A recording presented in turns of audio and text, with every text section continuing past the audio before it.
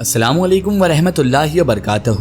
محترم ناظرین کرام، ایک مرتبہ حضور خاتم الانبیاء حضرت محمد مصطفیٰ صلی اللہ تعالیٰ علیہ وآلہ وسلم نے حضرت ابو ہریرہ رضی اللہ تعالیٰ عنہ کو صدقہ فطر کی حفاظت کے لیے مقرر فرمایا۔ حضرت ابو ہریرہ رضی اللہ تعالیٰ عنہ رات بھر اس مال کی حفاظت فرماتے اور ہمیشہ اس مال کے ارد گرد ہی رہتے کہ کہیں کوئی چور نہ آ جائے۔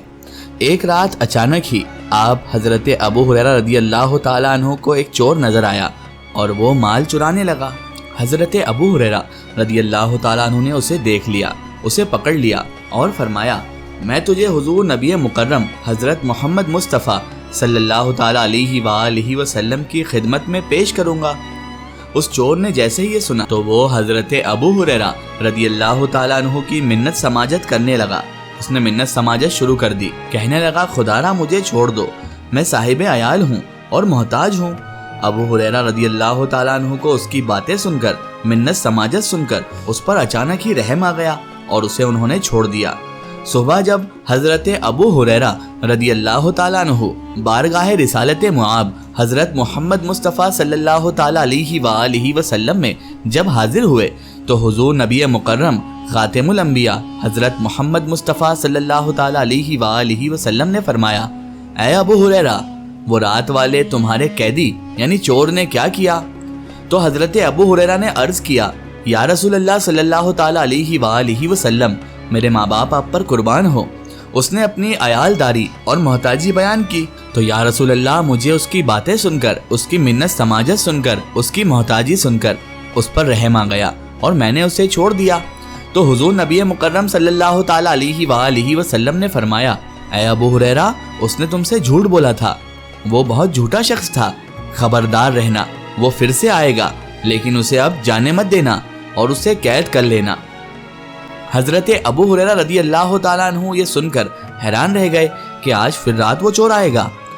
بہرحال حضرت ابو ہریرہ کہتے ہیں کہ میں دوسری رات بھی اس کے انتظار میں رہا، کیا دیکھتا ہوں کہ وہ واقعی حضور کے فرمان کے مطابق پھر سے آن پہنچا اور مال چرانے لگا۔ میں نے پھر اس چور کو پکڑ لیا، اس نے پھر منت خوشامد کی اور مجھے پھر سے اس کی باتیں سن کر نہ جانے کیوں اس پر رحم آ گیا اور میں نے اسے پھر سے چھوڑ دیا۔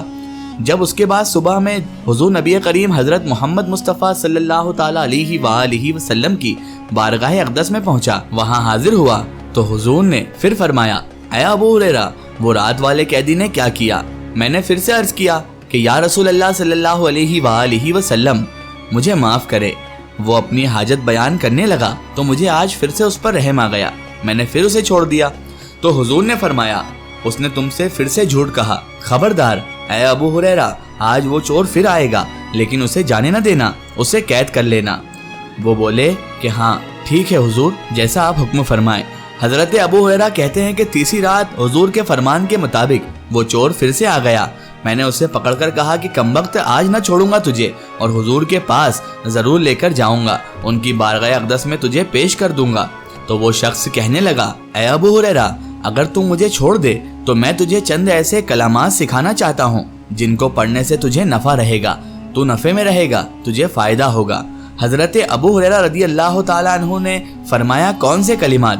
تو وہ کہنے لگا، سنو اے ابو ہریرہ، جب سونے لگو تو آیت الکرسی پڑھ کر سویا کرو، اس سے اللہ تعالیٰ تمہاری حفاظت فرمائے گا اور شیطان تمہارے نزدیک نہیں آ سکے گا۔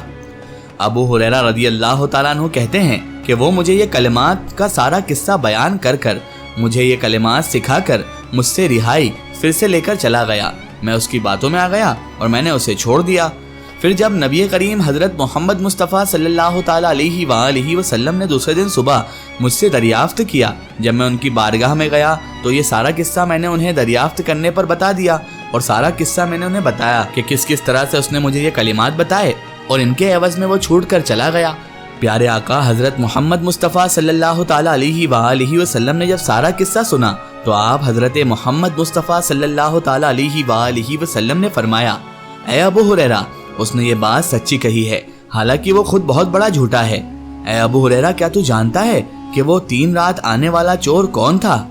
تو حضرت ابو ہریرہ رضی اللہ تعالیٰ عنہ فرماتے ہیں کہ میں نے عرض کیا، یا رسول اللہ صلی اللہ علیہ وآلہ وسلم، میں نہیں جانتا کہ وہ شخص کون تھا۔ تو آپ نبی مکرم صلی اللہ تعالی علیہ وآلہ وسلم نے فرمایا اے ابو ہریرہ جان لو وہ شیطان تھا۔ اللہ اکبر۔ ناظرین محترم، ہمارے حضور صلی اللہ تعالی علیہ وآلہ وسلم گزرے ہوئے اور ہونے والے سب واقعات کو جانتے ہیں۔ ابو ہریرہ رضی اللہ تعالیٰ عنہ کے پاس رات کو چور آیا تو حضور نے خود ہی فرمایا کہ ابو ہریرہ رات کے قیدی کا کیا کیا، پھر یہ بھی فرمایا کہ آج پھر آئے گا۔ چنانچہ وہی کچھ ہوا جو حضور نے فرمایا۔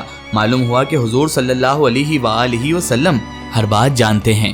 اس کے علاوہ ناظرین محترم، اس واقعے سے ہمیں ایک اور سیکھ ملتی ہے کہ ہمیں چاہے کوئی بھی شخص کوئی بات بتا رہا ہو، اگرچہ وہ بات سچی ہو جس کی آپ بعد میں تصدیق کر لیں، تو اس بات کو ماننا چاہیے، اس بات میں نکتہ چینی نہیں کرنا چاہیے۔ جس طرح اس واقعے میں شیطان نے حضرت ابو ہریرہ کو ایک بات بتائی جس کی تصدیق پیارے آقا حضرت محمد مصطفیٰ صلی اللہ تعالی علیہ وآلہ وسلم نے خود کی ہے، تو ناظرین محترم جب شیطان کی بات سچ نکل سکتی ہے اللہ تبارک و تعالیٰ کے حکم سے، تو آج ایک نام نہاد انسان، اگرچہ وہ عالم نہیں ہے، حافظ نہیں ہے، اس کے پاس دنیا کی کوئی علمیت والی ڈگری نہیں ہے، لیکن اگر وہ سچ بات کہہ رہا ہے، حضور نبی کریم صلی اللہ تعالی علیہ وآلہ وسلم کی صحیح حدیث بیان کر رہا ہے، تو یہ عالم فاضل لوگ، یہ حافظ لوگ کیوں اتنے جاہلانہ جواب دیتے ہیں کہ تمہارے پاس عالم کی ڈگری نہیں ہے، تمہارے پاس حافظ کی ڈگری نہیں ہے، فلاں شخص تو انجینئر ہے، فلاں شخص تو ڈاکٹر ہے، اس کی بات ہم حدیث کیوں مانیں؟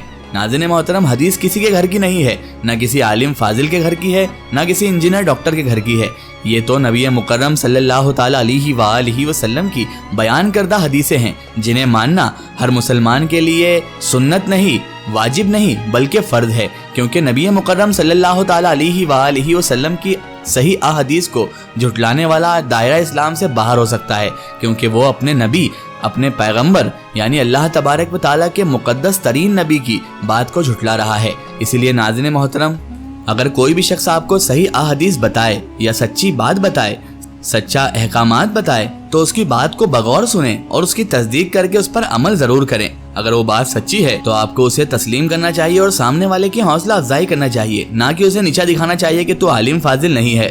آج کل کے عالموں کا جاہلوں سے بھی برا حال ہے۔ سب عالموں کی بات نہیں کر رہے ہم، لیکن ادھکتر عالم صرف چندہ اور اپنے فرقے کی واہواہی کرنے میں لگے ہیں، نہ کہ دین اسلام کی واہواہی کر رہے ہیں، نہ ہی لوگوں کو دین اسلام تک پہنچنے دے رہے ہیں، بلکہ اپنے اپنے فرقوں کے جو بانی ہیں ان تک رکھ رہے ہیں، چاہے وہ کوئی بھی مسلک، کوئی بھی فرقہ ہو۔ اگر وہ اللہ کے رسول صلی اللہ تعالی علیہ وآلہ وسلم کی تعلیمات پر عمل کرنے سے منع کرتا ہے تو وہ فرقہ بالکل جعلی ہے، چاہے وہ پھر اہل سنت والجماعت سے تعلق ہی کیوں نہ رکھتا ہو۔ اگر وہ شخص آپ کو نبی مکرم صلی اللہ تعالی علیہ وآلہ وسلم کی بتائی ہوئی باتوں کو ماننے سے انکار کرے تو وہ شخص اہل سنت والجماعت کا بھی نہیں ہو سکتا، وہ کسی بھی فرقے کا نہیں ہو سکتا، بلکہ نبی مکرم صلی اللہ تعالی علیہ وآلہ وسلم کو نہ ماننے والا کبھی بھی مسلمان ہی نہیں ہو سکتا۔ واللہ عالم بالصواب۔ آخر میں اللہ تبارک و تعالیٰ سے یہی دعا ہے کہ اللہ پاک رسول خدا صلی اللہ تعالی علیہ وآلہ وسلم کے صدقے میں ہمیں نیک راہ پر چلنے کی توفیق عطا فرمائے اور ہمیں کہنے اور سننے سے زیادہ عمل کرنے کی توفیق عطا فرمائے، آمین ثم آمین۔ ناظرین، آپ کو یہ ویڈیو کیسی لگی